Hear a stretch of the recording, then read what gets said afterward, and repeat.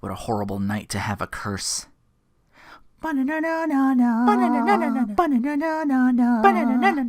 Salutations, Searching for Rinoa here with the fifth and final installment of Rinoa Reviews Video Power. Last week got weird with new live segments as the bread of older cartoon sandwiches, so I had to cover twice the amount of Johnny Arcade segments than anyone should be allowed to handle, including myself. But I didn't miss any newer cartoons anyway. Or I guess I did now because I remember a couple things myself. But that might have happened later cartoons, but this is the only place I could find any of the cartoon stuff, so whatever's here is here. So I will now review the last 6 episodes, which is 28 to 33. So I really covered probably 26 animated episodes of Power Team. That's usually a TV season for half-hour dailies, right? Probably a little bit more than that. Probably closer to like around 30-ish. But yeah, it's like 6 weeks of content. The Bride of Mr. Big, episode 28. Tyrone reads in the newspaper a starting guard for a local Millburg sports team marrying a wealthy, well-to-do girl. Mr. Big read in the same paper about to crash the party. They're disguised as valets so they can steal all of the rich people's cars that are attending the wedding. Burnt Rubber's back, driving on his own, but again, no talking. Power Team in hot pursuit. Mr. Big, to get past the guards, is somehow dressed as the bride. And the real bride actually shows up and walks in just to get a face-to-face. It's like, huh, you look like me. Yeah, the real bride just so happens to be the same size and body type as Mr. Big, except for, like, lipstick and long hair when they run into each other. And she's just as abrasive, too. Big nabs her for a getaway limo. He's like, I'm gonna get out of here, so you want to see your daughter again? 10 million. Yeah, they get to they do the ransom a little bit later on while she's kidnapped, but people on the other end are laughing. Your daughter's been kidnapped, and you're laughing. They're making fat jokes when the bride is actually falling for Mr. Big because he stood up for her after Spike tells her, climb up when the boss is talking, and she's all like, hey, Beanpole, you want me to twist you into a pretzel? And Big is 1,000% done with this Loretta, is her name. Ties her up, puts her in one of the limo he's unloaded to a buyer. The Power Team win, but Big's laughing now. He's like, I'm just finally getting rid of that bitch. And now she crushes on Max Force, who unlocks the limo she's in with his... It's got like this little unlocking compartment, and it's all in like, I guess it's all in like one thing. I guess it like changes or something like that magically or whatever. He calls it his Key Whiz. Live action Johnny's George W. returns for Final Lap Twin for the TurboGrafx 16. I guess it's twin because it's the split screen top and bottom. And gets all hush hush for Battle Squadron. He's dressed like an army guy. He's like, over and out. But it's not army though. It's just a space shmup. So it's... Ooh. Episode 29. Whose game world is this anyway? Spelled WHO''S instead of WHOSE. Malkill's back, and here to lure Kiros in with a golden chest that Malkill disguises in on the other side of his mirror portal with a brick wall. So when Kiros goes to get the chest, he's going to get warped back to Sindarin. During the fight with him as the Earth Elemental, the Power Team get buried and somehow open a fake chest with ping pong balls inside. And Malkill's all like, I'm trying to lure these guys in. It's like, must I do everything myself? Do I need to show them what the chest is? The Power Team's is like, acting kind of suspect right now. He's like, he's usually not this easy to fool or whatever. Like, Kiros is like, he must recharge his battery using spells, take a lot out of you. Of course, like, I don't like the sound of this. Seems suspicious if you ask me. Quirk decides to go solo. He's like, what if I grab that? What if I just grab the chest? And Earthmel just blows away. He's like, no, I need Kiros in there. So the whole Power Team gets to go through the portal. And Malkill's like, yeah, okay, fine, as long as Kiros gets in there. Didn't count all the team going in there, but if I can get Kiros in, which is bad news for Tyrone, because he's, I've had enough from the play-by-play of Sindarin from Kiros' stories. Now I gotta go there? So now they kind of have to play by the game's rules and having to contend with pain-in-the-ass jumping and not sliding off. If you've ever played Wizards and Warriors, you know exactly what I'm talking about. We gotta zap weird creatures to get enough treasure to give to the Animal King. Quirk somehow needs a gauntlet of Sindarin to fight, and poor Tyrone loses his basketball somehow to a friggin' kid. Like he just does like a dribble and poof, it pops. I'm like, how'd that happen? I guess in Kiros's game world, Quirk can't just super tomato his way through things. And oh hey, Malkiel actually busts out a new elemental form in Wind. Just in time for Kiros to get the Wind Band spell. Malkiel was hiding in a chest of treasure that just happens to be there for the Animal King. So they get to go back to Milburg. They say home, but I assume it's back to Milburg so they can do more. If they went back home, they would just go to their original homes. Back to the games. It's the frog in the cartoon. The frog king for the Animal King, which I don't remember being for Wind, and I looked it up. It was for the water elemental in the game. I'm trying to remember the order. I think it's because I remember the review for Game Players magazine. I think it's Eagle, Frog, Gopher, Dragon, something like that. And for some reason, the Gopher needs a golden tankard. I forget what the dragon needs. But yeah, it's the 4 Animal Kings, and you fight the 4 elements. And then I think the final level is the Ice Fire Mountain, where you fight Malkiel himself. I don't even know what live-action Johnny's trying for. He's just grinning like he's the Joker and talking like a weirdo for Phantasy Star 2 for the Genesis. But this is the one that stood in my memories. It's a review for Werewolf, The Last Warrior for the NES. And Johnny goes feral the longer and longer the review goes. Sorry about the lighting, it's the best I could do as his final form. Episode 30, Ski Patrol. Big's back to call his avalanches at a ski resort, then asks for protection from said avalanches from the resort owner. Using his cigar bombs all bundled up like a bunch of dynamite sticks. They got trouble skiing through, and Big barely survives his own avalanche, but the plan worked. He's got the lodge and the loot. The only way to them now is by tram, so the power teams actually dressed for the occasion. Except for Kiros, he ain't hiding them abs and them gams. But yeah, everyone's dressed for like winter, even Quirk has like a hat and scarf on him. But Kiros is just out there, no. I was hoping they would address it, but no. It's just like, alright, I guess we're doing this. But yeah, the tram's the only way up, so naturally Big blows the line connecting it and the team falls. Max prepares those weird bolos to grapple onto the line and quickly swing to freedom. There's a money shipment coming in. They split the team, Quirk and Tyrone hiding inside as Max forcing Kiros strike from the air via a plane and hang gliding. Big's left with his own exploding cigar bomb cache after the power team saved the day. At the end, Big fits all, next time I'll come too. I finally found skis that fit. And under his wheels are all these big wood canoes. It's a dilapidated boat! Live-action Johnny starts the episode with this weird prop on his back. I thought he was going to do like a Ghostbuster review. I thought it was a Proton pack, but no, he says it's a low-gravity pack. It's for the NES preview of Low G-Man. It works, but there's a part where like, oh, I can't get down, and then the other Johnny skit comes full circle as he leaves the original Johnny up there and takes over hosting for the Power Team segment. And for some reason, the same werewolf review at the end. Well, but that's how I have some of that memorized, because it ran twice in a row back then too, maybe? Episode 31, the greatest heist of all. Swanky visitors visiting a hotel, which Big's all ready to rob and hijack a maintenance truck for. Some really well-to-do gets nicked of all her valuables, and then there's that Diddy girl again. Oh, they robbed my grandma, so... She tells Johnny, who informs the power team. Big's got the high ground they're coming in, and then has that assault foiled with the help of Johnny Arcade.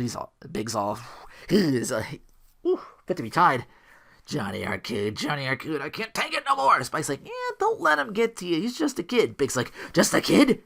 Billy the Kid was just a kid. Godzilla was just a kid. Arcade's everywhere at once, no matter what I plan. Okay. He somehow gets it together and challenges the power team. Is like, all right, I ain't running this time. Come on up. Come up and get us. Max Force does not take that bait. He's like, we will go at him from the roof. He won't be expecting it. Didn't you try that plan like 6 games ago? So, Tyrone mentions. He's like, that's been too long. He won't be expecting it. And of course, Big is expecting it. While Kiros keeps the others covered, they make for the elevator shaft. Big's there once again to blast the elevator, and Spike's all, we got the loot. Let's just scram. Let's just get out of here. And Quirk has the speed to bounce his way down that ventilator shaft. It's like, oh, it's just one big maze. I know all this about this. It's amazing.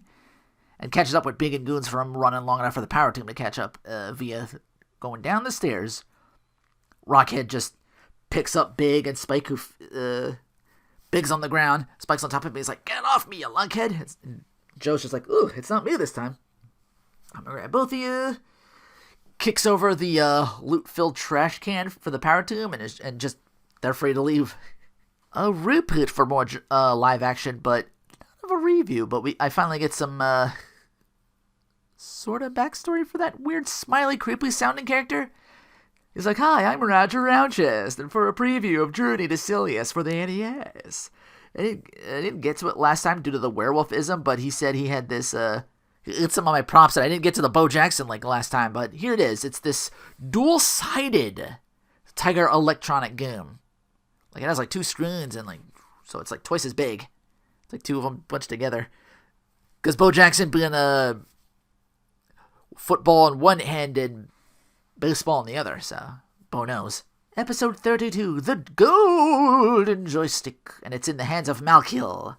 A flick of this solid gold NES Advantage looking thing, and boom! Tyrone's back goes out during shooting some hoops with Quirk. He's like, "Oh man, gotta get to the emergency room." Malkiel and Wind Elemental gloat, says, "I have the golden joystick." And he lets in on how Tyrone's back went out. And also leaves the joystick unguarded. Well, Wind Elemental, I guess, doesn't have hands to do anything. What's he going to do? Hold on. So some kid comes along and just accidentally messes with it, which messes with Tyrone a little bit here and there. He's like, "Ooh, I'm going this way, I'm going that way." Kind of like a voodoo doll kind of situation. But it's enough to fix his back problem so he can help fight Malkiel's summoned minions. With his basketball shot at Malkiel, blown back by Malkiel's wind, it just bounces off, bam, hits a mailbox, and there's the wind spill. So it sends Malkiel away. He regroups. He's like, "I gotta find the golden joystick, and I'll put them all under my control." Oh, it's gone. The kid from earlier took it thinking, "I'm gonna have the advantage against facing Diddy later." But he doesn't see anything where it hooks up. I'm thinking, maybe it's wireless? Diddy's all, "We can ask Johnny, he'd know." So he gets the info on, so that's like, "Oh, the golden joystick, okay." And now the kid stumbles his way into using the controller stick to move some of Malkiel's minions out of the way. But within Malkiel's physical presence, it just stops working. I guess he has too much magic power for it to affect him. But yeah, he's in his Earth Elemental now, so he'll be able to grab the stick later, and which he does after Quirk tries to get away. And he throws Quirk away. And what do you know? He bounces into the Earth Scorch spell. Malkiel stops Kyros from getting it with his joystick. But the 2 other kids little girl's pushing the chest. The other kid's distracting Malkiel. So they were able to move the chest closer so Kyros can just dip his sword in the chest and bam, zap Malkiel in the joystick too, I guess? It doesn't, I mean, it's the episode's over by the time Malkiel gets zapped. I don't see it melt or anything, but I don't know, I just assume he was still holding it in his hand and both of them just got. Live action Johnny again goes all gravity themed. He somehow gets bonked on the head with an apple. And then he wakes up and thinks, "Oh, it's Isaac Newton with a preview for the Adventures of Rad Gravity for the NES. Another bonk, he's all weird scientist nerd for Boomer's Adventure in Asmic World for the Game Boy. Which is the Asmic dinosaur. He's all pink. I just remember that for another Asmic game called Conquest of the Crystal Palace, which I owned as a kid. Played that a lot. And now to the final episode on the reel. Episode 33, Bums. Big Slimmo almost runs down a homeless guy with a fancy non-accent while I had to find a spot to. It's like, "Oh, I'm dreadfully sorry." But yeah, it's not really an accent. He's not British or English or anything like that, but he does have a fancy way of speaking. And it's hard to describe unless you watch it. He's looking for a spot. He's like, "Okay, need to find a spot to hide this helicopter we're going to steal later." And a TV report mentions a runaway billionaire's son that he'll offer a reward for his safe return. They see the picture of him and it's like, "Oh, that's the guy we almost ran over." So they find him at a food mission, as it so happens the power team's delivering more food to that building. Big grabs some hostages and gets a cigar missile reversed on him via Tyrone's b-ball. And now Spike just wants to blast a wall near the homeless guy that they're trying to nab? I thought they were trying to get the guy. No, they just... If they can't have him, no one can? I don't get it. I thought they were trying to grab him and leave. They come back again after they hide out in the warehouse they just rented just in view to see the power team leave and sneak back into the building as as bums themselves. The homeless guy whose name is Kent leaves to the back, says, "I'm the reason Big attacked. They'll be back." And indeed they are. The other homeless. I've had enough of being threatened twice in, I guess, one day or one, because it was like day and then night. So Big's about to shoot a grenade, one of his cigar grenades, and the homeless guy next to him just like, give him a little nudge. That makes him miss a shot. And they assure the power team doesn't get surprise zapped via game packs. Big's trying to leave with the... He's like, I'll leave with something. I'm going to take this donation money. And the mission owner is like, stop. That money is there so they don't have to steal like you do. Maybe once upon a time, someone could have given you a helping hand so you wouldn't be stealing now. This game's trying to pull a moment? And it works! Big's moved by her words, like, yeah, maybe, but that was a long time ago. He turns to him with some waterworks. And he just throws the money up in the air. He's like, all right, it's too late for me, but here, it's chicken food anyway. Kent's like, I'm going back to my dad. I now know what it is to help others. You'll be sure to get a huge donation from my dad. Never explaining if he indeed just ran away or whatever. Like, why is he hiding out as homeless? Never explained. This is where the episode started jumping off a cliff a little bit in the story. Like, 2 in a row, something doesn't get explained. First the joystick and now this. Live action Johnny gets all spooky with Devil's Crush for the TurboGrafx-16, a pinball game, a sequel to Alien Crush. In the debut of a segment called Bulletin Board, someone writes to Johnny if there is a negative world in Super Mario Bros. I didn't actually know this existed, so this one was a surprise. So, power on for him, I guess, on this one. But yeah, he shows how to get there. It's something to do with, like, the warp pipe but not going all the way or something like that. I'm sure it's on YouTube somewhere. It'd be hell for me to explain. And the other Johnny has this name, Tommy. I guess he's evil-ish twin? He zaps Johnny and gets to run a preview for RC Grand Prix for the Sega Master System, which is the console that preceded the Genesis. And with that, let me quickly get to my power off and all those other segments. Quirk must have been hit with some kryptonite of some sort, because he hates heights with, like, the rooftop assault. But he has the jumping high thing going on. He really was just debuffed in a particular set of episodes. That and the bride's family not wanting to help out and just laughing at her behind her back or whatever. Maybe there's thought to be a headache, but I don't know. It just came off as shallow if you think about it, but that's rich people for you. You can't buy class and empathy. Power on to the missionary hostess for her diplomacy and getting big to give stolen money back. Crackheadiest is this. The Johnny turning into the manic werewolf, especially seeing it happen twice. Ooh, the commercialiest. Dancing Homer. A Simpson on a t-shirt. I never thought I'd live to see the day. Classic. Ooh, boogie, boogie, boogie, boogie. Ooh, boogie, boogie, boogie, boogie. Hey, knock that off or I'll stick this bat up where the sun don't shine. Oh, yeah? And where might that be? Ooh.